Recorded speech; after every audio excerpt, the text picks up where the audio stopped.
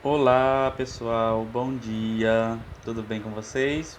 Espero que todos estejam muito bem.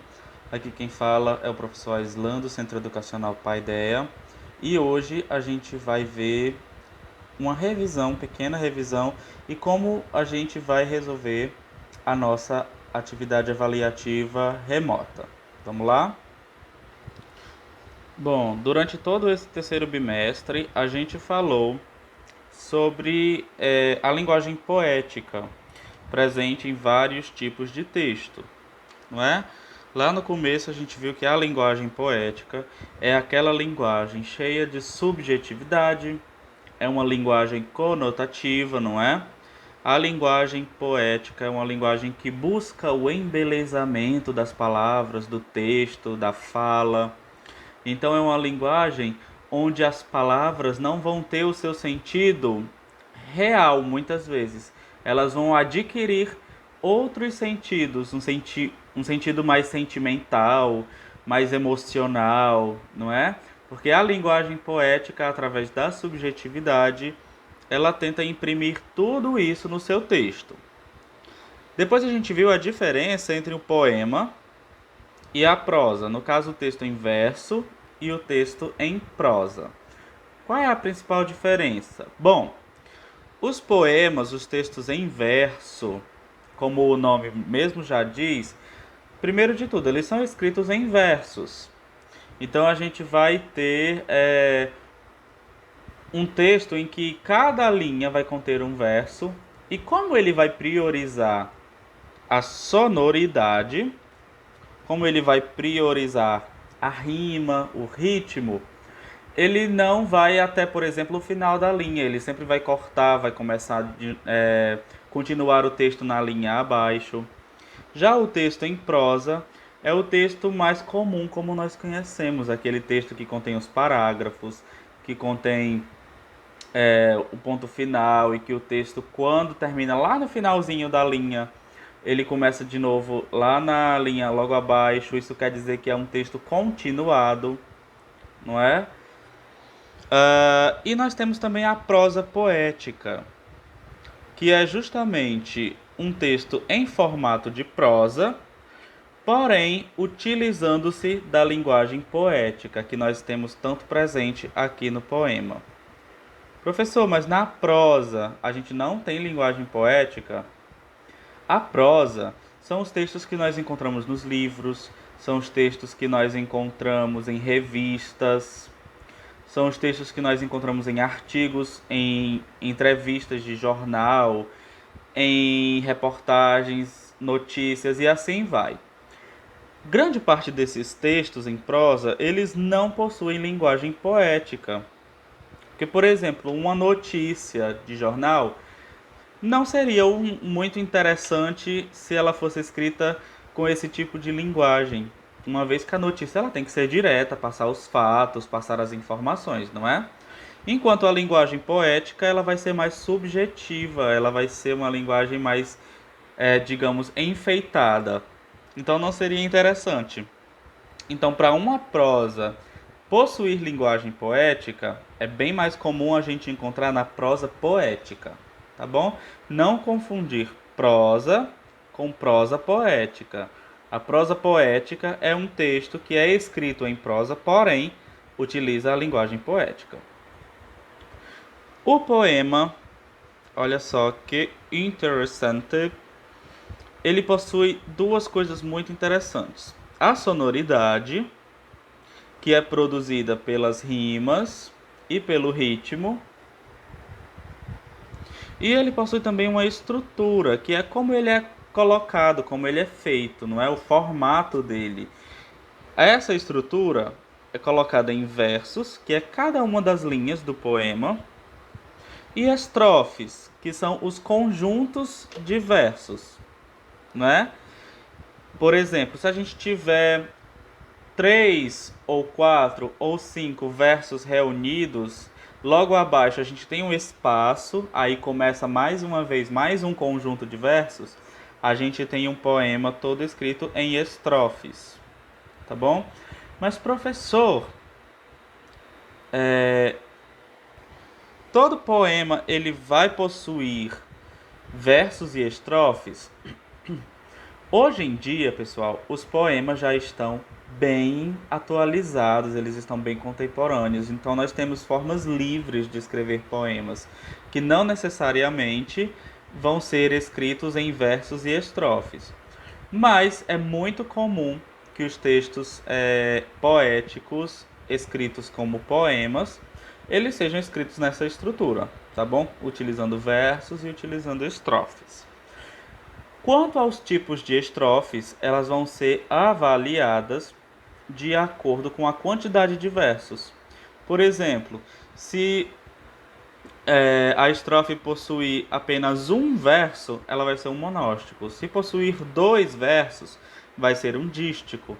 Se possuir três versos, vai ser um terceto. E assim sucessivamente, como a gente já viu, tá bom? A linguagem poética, como é uma linguagem subjetiva, uma linguagem que busca a estética linguística, ela vai possuir certos artifícios, certas ferramentas para ela utilizar essa subjetividade, né? E a gente viu sobre algumas figuras de linguagem. As figuras de linguagem são meios de se utilizar uma linguagem mais subjetiva, ok?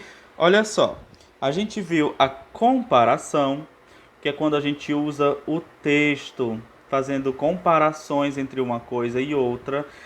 A comparação, geralmente a gente vai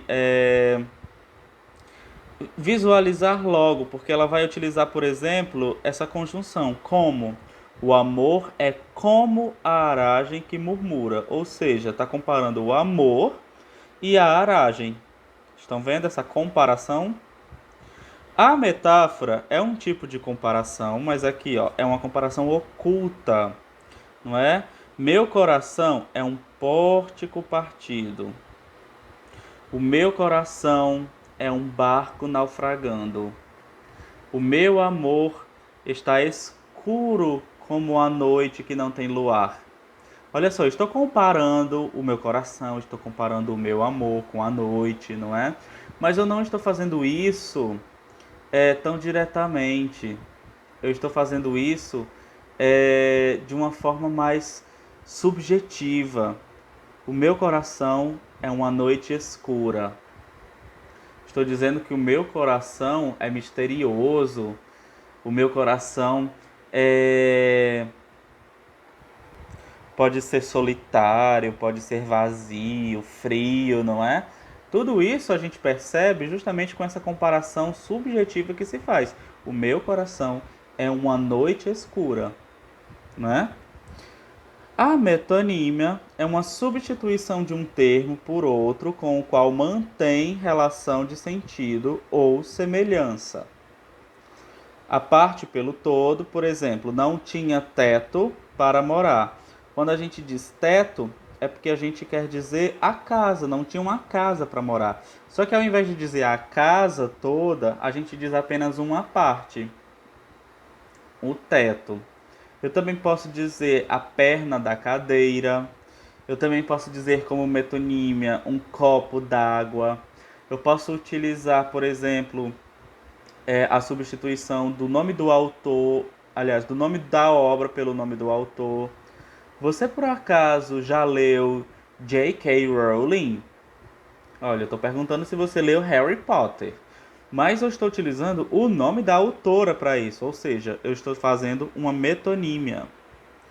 A personificação é quando a gente transforma objetos, sentimentos, lugares até em personagens, atribuindo a eles características humanas. Ok? Formoso Tejo meu, quão diferente, te vejo e vi, me vês agora e viste. Olha, está atribuindo a um Tejo características humanas. Quando a gente vê também, por exemplo, atribuindo a animais a fala, quando a gente atribui a objetos ou a sentimentos. Por exemplo, a minha tristeza está correndo aos prantos. Olha, mas tristeza é um sentimento, ela não corre, não é? Então eu estou personificando a tristeza. O eufemismo é uma suavização da linguagem, não é? Entregou a alma a Deus. Entregou a alma é uma forma mais suave de dizer que a pessoa morreu, não é? Olha, meu primo é tão preguiçoso. Eu posso estar utilizando isso para, por exemplo, não querer falar que o meu primo é um desocupado, que não faz nada, né? Então eu digo que ele é preguiçoso. Estou utilizando um eufemismo para não usar uma palavra considerada mais pesada, por exemplo. A hipérbole é o exagero na expressão das ideias. Estourou de tanto rir. Lembra que eu dei até aquele exemplo? Estou morrendo de fome. Você não está morrendo de fome, você só está fazendo uma hipérbole. Você está exagerando para expressar a sua fome. Depois a gente viu a antítese, que é a oposição de ideias. Nasce o sol e não dura mais que um dia. Depois da luz se segue a noite escura. Viram? Nasce, noite escura. Essa ideia de contrapor, de colocar dois opostos, é a ideia da antítese. Esse menino, quando não é 8, é 80. Também é um exemplo. Tá bom? E por último, a gente viu o paradoxo, que é uma associação ou aproximação de termos, conceitos ou pensamentos contraditórios relativos a uma só ideia. É dor que desatina sem doer. Lembra, eu dei até aquele exemplo também. Eu estou tão livre que me sinto preso. Olha, livre e preso. Os dois são ideias contrárias que acabam gerando um paradoxo, não é? Essas foram as figuras de linguagens que nós vimos. Bom, pessoal, essa daqui é a nossa atividade avaliativa remota de produção textual. A gente tem aqui, para começar, olha, leia atentamente o poema abaixo. Nós temos o poema A Rua dos Cataventos, de Mário Quintana. Vocês vão ler esse poema, como já está dizendo ali, atentamente, ok? Na primeira questão, pergunta assim, ó. Antigamente, os poetas seguiam padrões mais rígidos para a construção dos poemas. Ou seja, antigamente existia uma forma mais delimitada de se escrever os poemas. Hoje em dia, isso já está bem diferente. A gente já tem formas mais livres de escrever os poemas, não é? Mas antigamente ainda era tudo muito milimetricamente fechado. Os poetas escreviam poemas tais no modelo, numa forma daquele jeito, não é? Então, qual o nome Qual o nome dado ao modelo de poema acima? Qual é o nome desse tipo de poema, desse estilo de poema? E o que caracteriza como pertencente a este modelo? Por que quais são as características dos poemas neste modelo? Por que esse aqui é um poema desse tipo? Tá bom? 2. O que representam a rima e o ritmo em um poema? Forme pares de rimas encontrados no poema acima. Então vocês têm duas coisas a fazer aqui. Primeiro, vocês vão dizer o que representam a rima e o ritmo, o que elas fazem pelo poema, ok? E depois vocês vão exemplificar com pares de rimas. Vocês vão encontrar alguns pares de rimas. Não precisa ser todos, porque nem vai caber ali. Mas encontrem quantos vocês conseguirem, quantos couberem ali na linha, tudo bem. 2, 3 pares já tá ok, tá bom? 3. Na sua opinião, O que é linguagem poética? Lembrando que a gente já falou bastante sobre isso, então vocês vão falar agora com as palavras de vocês. O que é linguagem poética? E vocês vão citar trechos do poema lá em cima para exemplificar essa linguagem poética, tá bom? E na 4 e última, essa é uma atividade de pesquisa. Então vocês podem pesquisar na internet, em livros, como quiserem. Vocês vão pesquisar trechos de poemas que possuem representações de cada uma das figuras de linguagem abaixo. Então vocês vão pesquisar na internet, não precisa ser um poema todo, vocês só vão pegar o trecho em que aparece cada uma das figuras de linguagem e transcrever aqui. Outra opção é vocês fazerem como vocês quiserem. Se não quiserem pesquisar, vocês podem escrever os próprios exemplos, tá bom? Mas é importante, gente, que seja em poemas, tá bom? Pesquisem poemas, estrofes de poemas, trechos de poemas que tenham essas figuras de linguagem, não apenas frases soltas, não apenas palavras soltas, mas trechos de poemas, tá bom? Aí vocês copiam os versos que tiverem esses exemplos. Ok, pessoal? Essa é a nossa atividade avaliativa. Qualquer dúvida, só falar comigo. E tchau, tchau. Boa atividade para todos.